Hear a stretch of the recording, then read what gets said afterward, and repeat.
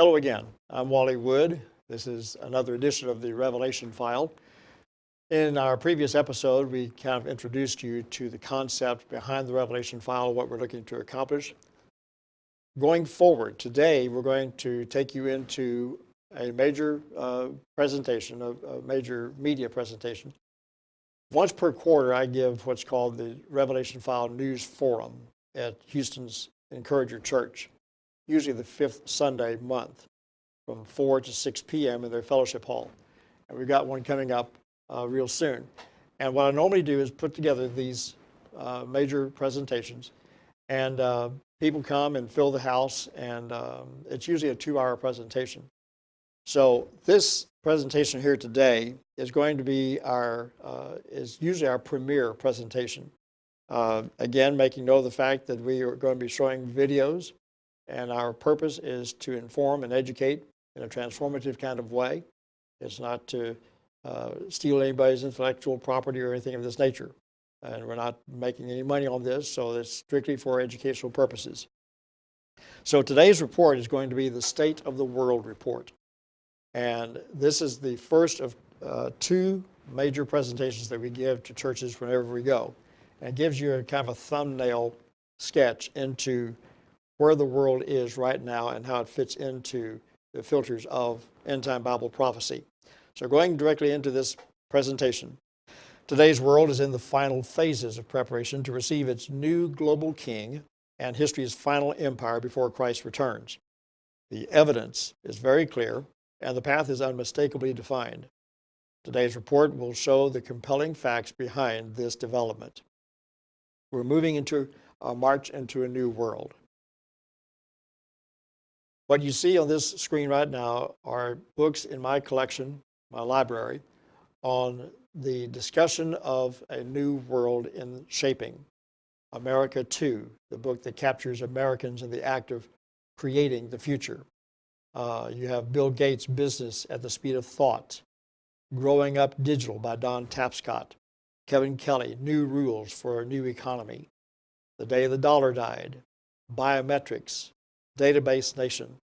These are books that I've collected and have gleaned from over the years. Way back at the very beginning of this ministry, the Lord told me, read the world, because there you're going to find the development, the unfolding of the events and the trends that I spoke of in prophecy for the last days. And you'll see where the pundits of the world will be prophesying what I put in my word from the very beginning. The New World Money System, One World, Ready or Not, One World or None, written by the team of nuclear scientists. Albert Einstein was in that team when they wrote this book. The one on the far right on the bottom, One World, Ethics of Globalization, written by a professor. Another set of, well, first of all, down in Daniel chapter 2, verses 42 through 43, Daniel tells King Nebuchadnezzar that the kingdom will be partly brittle and partly strong, as clay and iron do not bond, and neither will they fully bond, speaking of this one world system that was prophesied in Daniel chapter 2. David Rockefeller says, all we need is the right major crisis, and the nations will accept the new world order. And this is what I've been reviewing and studying since the 70s. When the pundits prophesy, the prophets are vindicated. Read the world. Another set of collections.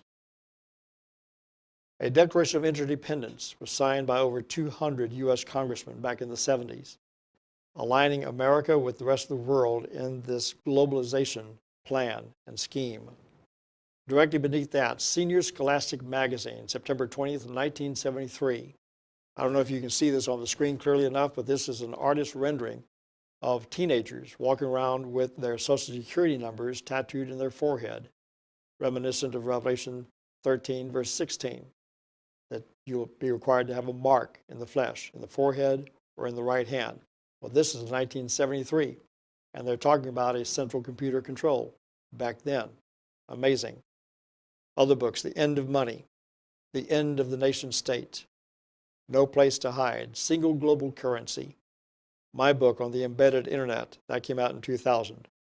Daniel 2, verse 45 says, "The great God has made known to you what shall take place in the future. So the dream is true, and its interpretation is true." So I want to give you a quick run through on what you find in Daniel chapter 2. This is the story of Nebuchadnezzar as he's boasting about how well he's built his kingdom, his empire, and he's boasting one day. And the night of his boast, he has a dream in his sleep. But he can't recall what the dream was. He doesn't know its meaning, its interpretation. He doesn't even know what he dreamt.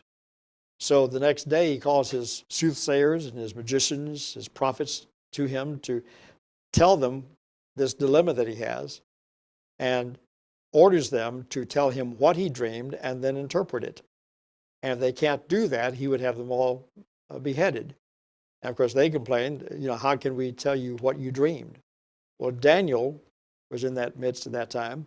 Daniel was summoned, and Daniel says, if you'll give me a night to summon my God, he'll tell me what you dreamed and the interpretation of that dream. So Nebuchadnezzar granted him that request. So he and his three friends, Shadrach, Meshach, and Abednego, come together to pray, and the Lord indeed reveals to Daniel what the dream was and its interpretation. So the next day, Daniel goes to the king, and he says, "You, O king, were looking, and behold, there stood before you a great statue. The statue was very large and of extraordinary splendor. It was in front of you, and its appearance was awesome in your sight. The head of that statue was made of fine gold. You, O king, are the King of kings, to whom the God of heaven has given the kingdom, the power, the strength, and the glory. You are the head of gold." The head of that statue was made of fine gold, its breast and arms of silver, its belly and thighs of bronze, its legs of iron, and its feet and toes partly of iron and partly of clay. You continued looking until a stone was cut out without hands, and struck the statue on its feet of iron and clay and crushed them. Then the iron, the clay, the bronze, the silver, and the gold were crushed all at the same time, and became like chaff from the summer threshing floors. And the wind carried them away, so that not a trace of them were found. But the stone that struck the statue became a great mountain and filled the whole earth. In history, we find that Babylon was the head of gold. It lasted 43 years, from 605 BC to 562 BC. The chest and arms of silver became the Medo-Persian Empire, which defeated Babylon in the book of Daniel, and it lasted 208 years. Following the Medo-Persians was the empire of the Greeks. It lasted 185 years, from 331 BC to 146 BC. The legs of iron became the Roman Empire. Noting that you have two legs, Rome split after the assassination of Julius Caesar. And you had the western leg of being in Rome and the eastern leg being in Constantinople. It lasted 330 years. Then the feet and toes of iron and brass are today's splintered Europe. And 10 toes could represent the 10 nations that now make up, or did make up, the old European Common Market, which is now expanded to well over 20 nations, but it started out as 10 nations in the European Common Market. So we've had the head of gold, Babylon. We've had the kingdom of silver, Medo-Persia. We've gone through the brass kingdom of Greece and the iron kingdom of Rome. And we've even gone through the iron and clay and the split kingdom, the divided kingdom of Rome itself. So that brings us to the stone cut out without man's hands, and the field of the feet of toes and clay. And that makes up the last days empire that is spoken of in Bible prophecy that Daniel brought attention to in this particular dream. So these are the days that we are now living in, and this is where our focus is. Daniel 2:45, "The great God has made known to you what will take place in the future. So the dream is true, and its interpretation is trustworthy, from Babylon all the way down to our present day." There's only one book in all the world that has a 100% accurate record in predicting world events before they occur. Prophecy demands an answer, and the Bible has never been wrong, ever. There are 109 prophecies in the Old Testament of Jesus' first coming. There are 329 prophecies in the entire Bible of his second coming. So I would think that his second coming is of prime interest to end-time Bible prophecy. Time magazine, July 1st, 2002, had an interesting cover story entitled "The Bible and the Apocalypse: Why More Americans Are Reading and Talking About the End Times of the World." In this article, they said, and I quote, "What do you watch for when you're watching the news? Signs that the world may be coming to an end and the last battle between good and evil is about to unfold? In other words, how close are we to the end of the world? We seem to be born with an instinct that the end is out there somewhere. We have a cultural impulse to imagine it and keep it at bay." End of quote. And I'm reminded of what Ecclesiastes 3:11 says, that he has placed eternity in their hearts. So all mankind knows instinctively that out there somewhere is an end, but they can't put their finger on it and can't explain it. Growing global unrest and tremor. Ours is a world full of trauma, fear, anxiety, uncertainty, instability. The pressures of extremism are everywhere, from the oceans to the skies to the streets. What's going on and why? What does it all mean?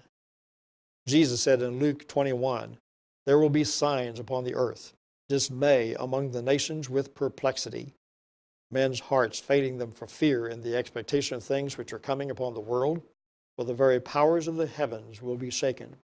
In case you haven't noticed, these onslaught of storms coming through the United States, one right after another, each one worse than the one before.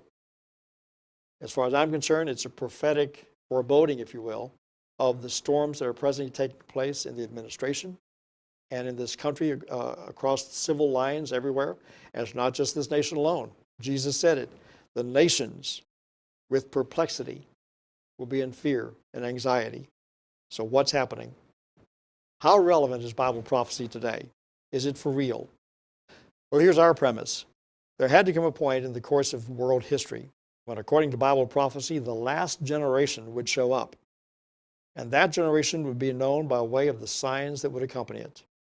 These signs were to occur only one time in the history of man, in the last days. Are we in those days now? If so, what does that mean to this generation of today? Daniel 2, verse 28. "There is a God in heaven who reveals mysteries, and he has made known to you what will take place in the latter days." So what does the Bible predict about the end times? What are we to expect? One world. The Bible prophesies that in the last days there would come a loosely knit alliance of nations that would constitute Earth's last empire. Out of this alliance would come one who would coax his way into the highest promotion ever granted to any ruler before him. Now catch this: President of the planet Earth. And that's a direct quote from Time magazine, July 1st, 1974, as it was reviewing an editorial of the works of Henry Kissinger at the time. And they said that his success in accomplishing what he set out to accomplish was so noteworthy that it calls for the idea of a president for planet Earth. Time magazine, July 1st, 1974. This global president will have an administration driven by deception and corruption, according to Scripture. The world will marvel at his capacity to solve the most unsolvable challenges. They will be drawn to his uncanny craftiness and charisma. He will draw all attention to himself and exalt himself above all. At his disposal will be a world of advanced technology that will grant him godlike access and control of life on earth in every aspect. So much so that he will eventually declare himself publicly to be God himself, according to 2 Thessalonians 2, verses 3 through 4. His ability to demonstrate his boast will be historically unprecedented because of that technology. At the midpoint of this administration will come another public figure who will so herald the dynamics of this ruler as to compel the world to worship the ruler as deity. Their partnership will be such that together they will be able to call fire down from heaven in the sight of all men. Revelation 13:13. Together, their power will be virtually limitless. And the picture you see on the left is a laser beam coming in from outer space, hitting a deck of clouds, and protruding as lightning upon the earth. You'll be able to call fire down from heaven at command. Near the latter quadrant of the global president's reign will come the need for a replica, an image, to be constructed that will have the power to deceive the world into thinking that it, the image, is real. It will pose itself as being the global president himself, giving forth commands as the ruler would do. The world will shift their worship to the ruler, from the ruler to that of the replica, believing it to be one and the same. And the point to be made here is that people don't change their gods that quickly unless they've been deceived. And deception will be the hallmark of this final administration. The world will not see the replica as a replica, giving vast advantage to the administration. People will see the fake as being real. The replica will be so lifelike that it will eventually require all mankind to be tagged in their flesh so as to give complete control to the ruler in the individual lives of everyone or everywhere. The number 666 will be the key in the tag for survival. Revelation 13, verses 17 through 18. So where are we in this process? What evidence is there that we are indeed the generation prophesied to see with our eye the splitting of that eastern sky? Jesus said, when you see all these things, know that I am near, right at the door. Truly I say to you, this generation will not pass away until all these things take place. Heaven and earth will pass away, but my words will not pass away. But the coming of the Son of Man will be just like the days of Noah. Whereas in those days before the flood, they were eating and drinking, marrying and giving in marriage, until the day that Noah entered the ark. And they did not understand until the flood came and took them all away. So will the coming of the Son of Man be. Therefore, be on the alert. For this reason, you must also be ready. For the Son of Man is coming at an hour when you do not think that he will. That's Matthew 24, verses 33 through 44. End time, one-time signs. Again, in the Message Bible, Matthew 16, verses 2 through 3, you have a saying that goes, red sky at night, sailors delight. Red sky at morning, sailors take warning. You find it easy enough to forecast the weather. Why can't you read the signs of the times? 2 Peter 3, verses 3 through 4. Know this first of all, that in the last days mockers will come with their mocking, following after their own lusts, and saying, where is the promise of his coming? For ever since the fathers fell asleep, all continues just as it was from the beginning of creation. There are four major prophetic benchmarks today. In this program, hopefully we'll cover just the first two. Number one, a global governance system. The World Constitution and Parliament Association was established in 1958 by Professor Philip Isley and his wife Margaret of Denver, Colorado, to create a constitution for a federation of Earth and to promote democratic world government under that constitution. Our motivation for the studies that I'm doing comes from Henry Spock, former Secretary General of NATO during the Kennedy administration, when he said, and I quote, we do not want another committee. We have too many already. What we want is a man of sufficient stature to lift us out of the economic morass into which we are sinking. Send us such a man, and whether he be God or devil, we shall receive him. End of quote. So that's what the world is looking for. Have before us the opportunity to forge for ourselves and for future generations a new world order, a world where the rule of law, not the law of the jungle, governs the conduct of nations. When we are successful, and we will be, we have a real chance at this new world order, an order in which a credible United Nations can use its peacekeeping role to fulfill the promise and vision of the UN's founders. All these new challenges are bringing together about the biggest restructuring we have ever seen, not just of the global economy, but of the global order as a whole. And 200 years ago, a famous British Foreign Secretary said that the new world had been called into existence to redress the balance of the old. In 1990, another old world ended, dominated by the Cold War, and people talked then, in 1990, of a new world order. What they actually meant then was a new political order. And what was not foreseen then, but is obvious now from everything that we see and do, what we experience in every day of our life, is the sheer scale and speed and scope of globalization. And it's only now that we can begin to understand that the world order that globalization brings and what it's going to look like, it's driven forward now not just by the balance of military strength, the Cold War times, or ordinary political power. It's being driven forward by a seismic shift in economic power that we see around us. But what does the New World Order mean for countries like ours who are looking to succeed? I suggest that the countries that are going to succeed are those that combine flexibility, free trade, open markets, with proper stewardship of the environment and investment in education, infrastructure and innovation. And the question for us is how we meet and master all these challenges to ensure that Britain enhances its competitiveness in the process and realises what I believe is our destiny of success in this new world order.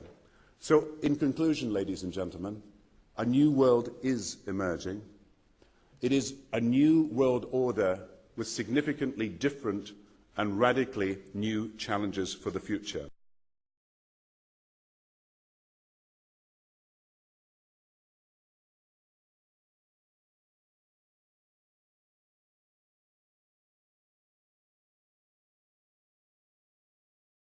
On my website, therevelationfile.com, you have tabs across the top. One of those tabs is the One World Index. I invite you to go to that website and click on that tab. And what you'll find are some links to the World Constitution, the 1965 model, the 1977 model, and the newest one in 1991, which is pictured here. I have these models in my files already, all the way back to the very beginning.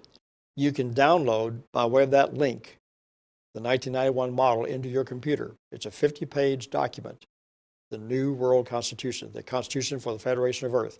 You can have your own copy. They want everybody in the world to have their own copy of the New World Constitution. This goes beyond conspiracy theory, folks. This is not theory anymore. These are the facts of what's going on behind the scenes that is never covered by world news. The preamble of this Constitution reads, and I quote the closing paragraph, "Conscious of the inescapable reality that the greatest hope for the survival of life on Earth is the establishment of a democratic world government, we citizens of the world hereby resolve to establish a world federation to be governed in accordance with this Constitution for the Federation of Earth." End of quote. Now, the World Parliament is not the UN. It's designed and intended to replace the UN when the time is right.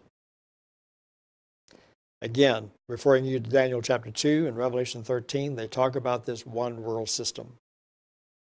With that new constitution comes a new flag, the flag of Earth, that is being considered by NASA as the replacement patch on their Martian astronaut suits to replace the United States flag or any other flag. You'll find the Pledge of Allegiance to the Constitution of Earth on my website under One World Index, therevelationfile.com. You can print that out and might as well learn to recite it. The World Parliament comes together to ratify and amend this new Constitution every year. The Economist, I take you to the world currency link. The Economist of 1988, get ready for a world currency, a single currency to do away with all sovereign currencies. The New International Economic Order came out in the 70s, in which it was declared by the British Prime Minister, Ivor Richardson, that the world will never be the same once this went into effect. Aurelio Pecci, Club of Rome, every governing system known to man presently will be changed. And he said that at the time that the New international economic order was released. So I take you to these places and show you with direct links to them. And again, I say, when the pundits prophesy, the prophets are vindicated. Point number 2 is the world of digital economics. We may not be able to finish this today, but we'll try. My first book, 1974, The Cashless Society. I've already told you that in that book, I foretold how there would be a central computer. I called it CENTCOM because the internet didn't exist at that time, that would oversee all of your financial transactions at every purchase that you made, including at the Coke machine, the gas pump, vendors on the street, and likelihood. That's when I came up with the word Diginomics in 1998. And you can go to my website, diginomicscentral.com, to find out more. Merriam-Webster Dictionary picked it up, the word Diginomics, in 2007, and gave me credit for coming up with a new word in the English language. 2 books have been written using that same word, one out of Utah on the right, and the one on the left by 2 professors in Spain who teach Diginomics at one of their major universities in Spain. This book is in all Spanish, by the way. Forbes magazine addressed Diginomics in their July 24th, 2006 article by the same name, Diginomics. Again, this is where I came up with in 1998, and now it's getting global traction everywhere. Swedbank in 2015 began holding a series of conferences and trade shows across Europe. And what I've circled up in the upper left corner is the word Diginomics on the screen that they're using in speaking about the world of digital economics that is evolving upon the world scene today. And this is something they claim origination of, but that's fine. At least the word is circulating worldwide, and that's what I was interested in.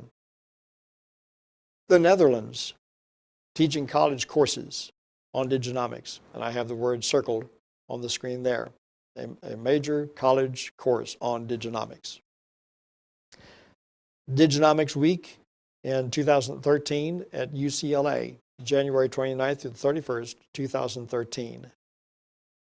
There's a websites in Italy, Spain, Europe, India, Africa, Australia, Canada, Russia, Sweden, England have the word Diginomics in their URLs. Swedbank, in their journal, October 8th, 2014, Diginomics, New Economic Drivers. Revelation 13 predicts a cashless society in which there would be no need for currency as we know it. Just a mark in the flesh is all that you'll need. Without that mark, you'll be not able to work. You'll literally become a non-person.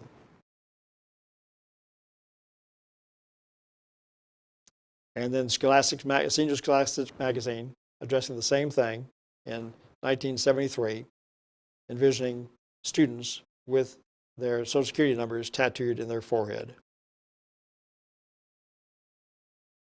A patent was released in 1999 to a gentleman who invented a method by which you would be scanned as a payment, part of the payment system at the checkout stand. And here's the patent that was awarded to him at that time, a method for verifying human identity during electronic sale transactions. In the program, people would receive a number tattooed in their wrist or forehead. The number is put in by a laser beam and cannot be felt. The number in the body is not seen with the naked eye and is as permanent as your fingerprints, quote unquote. That's our show for today. We thank you for watching, and tune in again next time for another edition of The Revelation. You have been watching the Revelation File Report with Wally Wood, a Wally Wood Ministries production from Houston, Texas. You are able to support the ministry by donating at wallywoodministries.com and by mail at Wally Wood Ministries, P.O. Box 42005, Houston, Texas 77242. Wally is available to present full 2-hour forums in your city called the Revelation File News Forum. For more details, contact Andy Valadez at 713-560-3348 or by email at andy@andyvaladez.com. The Revelation File News Report is a weekly update of global trends in the news as it aligns with end-time Bible prophecy. Tune in again next time and be sure to like and share this channel.